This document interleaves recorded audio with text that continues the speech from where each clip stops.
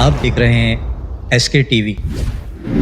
دوستو، آج امام مہدی علیہ السلام کے ظہور کی نشانیاں 90% پوری ہو چکی ہیں، اور آج سے 10 سال پیچھے ماضی میں دیکھیں تو جتنے واضح حالات اس وقت امام مہدی علیہ السلام کے ظہور کے بن چکے ہیں، 10 سال پہلے اس کا کوئی تصور بھی نہیں کر سکتا تھا۔ اور آج جو دنیا کے حالات ہیں، بالخصوص مڈل ایسٹ اور عرب ممالک کے، کہ ان میں آگ لگی ہوئی ہے، اور یہ آگ کب جنگ عظیم میں تبدیل ہو جائے گی اس کے بارے میں کوئی تصور بھی نہیں کر سکتا، کیونکہ صہیونی یہودی یہ پلان کر چکے ہیں کہ ہمیں تیسری عالمی جنگ ہر صورت میں شروع کرنی ہے، اور اسرائیل ہر روز کچھ نہ کچھ ایسا کر رہا ہے جس سے 2 ارب مسلمانوں کی روح تڑپ اٹھتی ہے اور انہیں بہت تکلیف اور اذیت پہنچتی ہے۔ دوستو، پہلے آپ فلسطین کا یہ نقشہ دیکھیے، ایک طرف ویسٹ بینک ہے، دوسری طرف غزہ پٹی ہے۔ آج کے وقت ویسٹ بینک اور غزہ کو ملاؤ تو فلسطین بنتا ہے، اور اسرائیل کیسے بڑی چالاکی کے ساتھ اپنے گریٹر اسرائیل کی طرف پیش قدمی کر رہا ہے۔ آپ نیتن یاہو کی اس بریفنگ میں دیکھ سکتے ہیں کہ کیسے وہ اپنی شیطانی منصوبوں کو آگے لے کر چلنے والا ہے،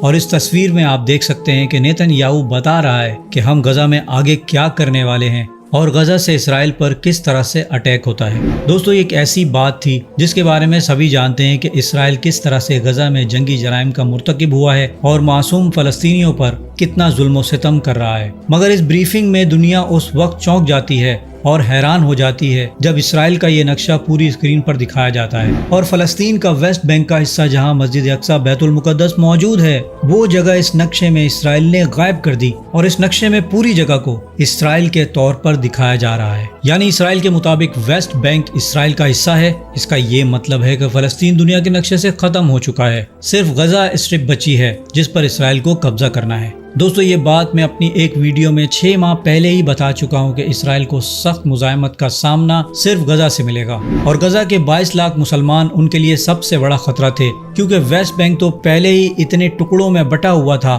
کہ وہاں پر اسرائیل کو قبضہ کرنا کوئی مشکل بات نہیں، کیونکہ وہ علاقے چاروں طرف سے اسرائیل کے قبضے سے گھرے ہوئے ہیں اور مکمل طور پر لینڈ لاک ہوئے ہیں۔ اس لیے اگر اسرائیل غزہ میں جنگ جیت جاتا ہے اور وہ پورے غزہ کے مسلمانوں کو وہاں سے وائپ آؤٹ کر دیتا ہے، تو پھر مسلمانوں کے ہاتھ سے بیت المقدس کس طرح سے مکمل طور پر نکل جائے گا اور اسرائیل راتوں رات کب مسجد اقصی کو شہید کر ڈالے گا، یہ بات کسی سے پوشیدہ نہیں۔ اسی لیے دوستو، ہمیں غزہ کے مسلمانوں کے لیے دنیا کے ہر پلیٹ فارم پر آواز اٹھاتے رہنی ہے۔ ایسا نہ ہو کہ یہود و نصارہ کو لگے کہ اب مسلمان اپنی زندگیوں میں مصروف ہو گئے ہیں، وہ فلسطین اور غزہ کے مسلمانوں کو بھول چکے ہیں۔ اس لیے اب ہمیں پورے نقشے سے ہی فلسطین کو ختم کر دینا چاہیے۔ آپ نے نوٹ کیا کہ تقریباً دنیا کا ہر میڈیا چینل جس نے کبھی مہینہ پہلے تک بھی غزہ پہ آواز نہیں اٹھائی تھی، آج وہ بھی غزہ کی بات کر رہے ہیں۔ کہانی کیا ہے، آئیے سمجھتے ہیں۔ گریگری سٹینٹن نے دنیا میں ایک ماڈل دیا تھا جینوسائیڈ کے بارے میں۔ اس کے مطابق جینوسائیڈ کی ہوتی ہیں 10 سٹیجز۔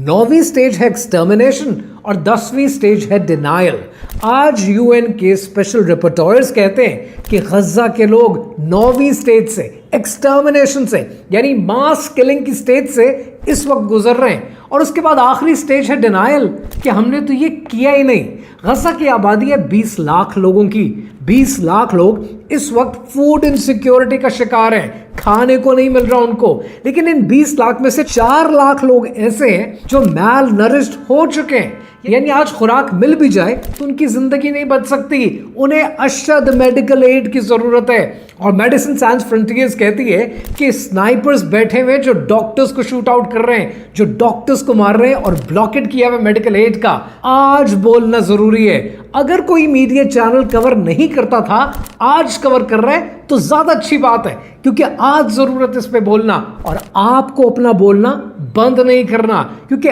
اب نہیں بولیں گے تو پھر آپ کب بولیں گے؟ مجھے آپ لوگوں کے میسیجز آتے ہیں کہ میڈیکل بلاکیڈ ہے، فوڈ پہنچ نہیں رہا، تو مدد کس رستے سے آئے گی؟ ایک بات ہمیشہ یاد رکھیے گا، جب سب رستے بند ہو جاتے ہیں تبھی اللہ سبحانہ و تعالیٰ اپنے رستے سے مدد کرتا ہے۔ آپ اپنا کام بند مت کیجئے، آپ آواز اٹھاتے رہیں، کیونکہ غزہ کے لوگ جس امتحان سے گزر رہے ہیں یہ ان کا امتحان نہیں ہے، یہ آپ کا، میرا، ہم سب کا امتحان ہے۔ دوستو یاد رکھیے گا، قرب قیامت سے قبل حدیث پاک میں اس بات کا ذکر فرمایا گیا ہے کہ ایمان بیت المقدس کے اطراف میں رہنے والے اور اس کی حفاظت کے لیے اپنی جانوں کا نذرانہ پیش کرنے والوں میں بچا ہوگا۔ اور اگر ہمارے دل فلسطین اور غزہ کے مسلمانوں کی جدوجہد اور ان کی حمایت کے لیے نہیں دھڑکتے تو پھر ہمیں اپنے کسی عالم یا پھر مولوی سے اپنے ایمان کو چیک کروانے کی ضرورت ہے کہ ہم میں ایمان موجود بھی ہے یا نہیں۔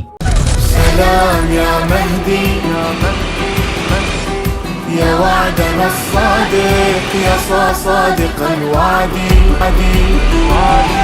سلام یا مہدی۔ اور مسلمانوں میں پیسہ اور پاور رکھنے والے ممالک میں سعودی عرب ہی وہ واحد ملک ہے جو اسرائیل کا اگر تیل ہی بند کر دے اور اس کے ملک میں اشیاء خرد و نوش کے راستے کو بلاک کر دے تو اسرائیل ایک ہی دن میں غزہ سے اپنی فوجوں کو لے کر نکل سکتا ہے اور وہاں کی جنگ بہت چھوٹے شارٹ نوٹس پر ختم ہو سکتی ہے۔ مگر جیسا کہ حدیث پاک میں ہمیں ایمان کے لیول کے بارے میں بتایا گیا ہے کہ ایمان پوری دنیا میں صرف بیت المقدس کے اطراف کے رہنے والے لوگوں میں بچا ہوگا۔ اللہ اکبر کبیرہ۔ تو دوستو یہ بات پتھر پر لکیر ہے کہ سعودی عرب سمیت بہت سے مسلمان ممالک کے حکمران منافق بن چکے ہیں اور انہیں اپنے ملک کی معیشت اور اس کی عیاشیاں بہت عزیز ہیں۔ دوستو آپ نے انٹرنیٹ پر ایک وائرل ویڈیو ضرور دیکھی ہوگی کہ ایک باز ایک مرغی کے بچے کو نوچ نوچ کر کھا رہا ہے اور ساتھ ہی اس مرغی کا بھائی بھی باز کے ساتھ اپنے بھائی کے گوشت کو نوچ رہا ہے، اس بات سے بالکل بے خبر کہ میرے بھائی کے بعد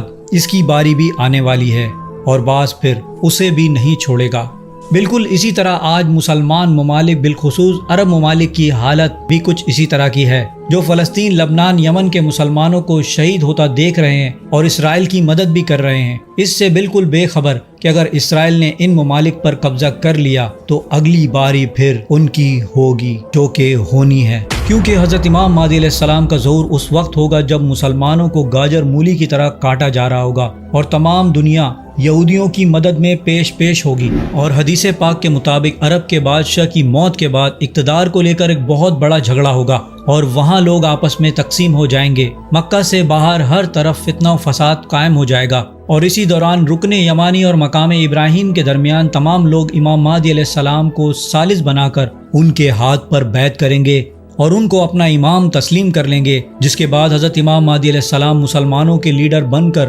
دنیا کے سامنے ظاہر ہوں گے۔ اور اس وقت دنیا کے حالات اسی طرف اشارہ کر رہے ہیں کہ امام مہدی علیہ السلام کا ظہور قریب سے قریب تر آ چکا ہے اور حضرت امام مہدی علیہ السلام اس ظلم و ستم کا خاتمہ فرمانے کے لیے ظہور فرمانے والے ہیں۔ سلام یا مہدی۔ اللہ سبحانہ و تعالیٰ سے دعا ہے ہمیں اپنے ان مسلمانوں میں شامل فرما دے جن کے دل منافقت سے پاک ہوں گے اور ہمیں حضرت امام مہدی علیہ السلام کے لشکر کا اہل بنا دے، آمین۔ دوستو امید کرتا ہوں میری ویڈیو سے آپ کی معلومات میں اضافہ ہوا ہوگا اور کچھ نیا جاننے کو ملا ہوگا۔ اگر میری ویڈیو آپ کو اچھی لگی ہے تو میری ویڈیو کو لائک کریں، میرے چینل کو سبسکرائب کر لیجئے اور بیل آئیکن پہ بھی کلک کر دیں اور اس ویڈیو کو اپنے دوستوں کے ساتھ، اپنے پیاروں کے ساتھ زیادہ سے زیادہ شیئر بھی کیجیے گا۔ اب میں ملوں گا آپ کو ایک ایسی انفارمیٹیو ویڈیو کے ساتھ، تب تک کے لیے اللہ حافظ۔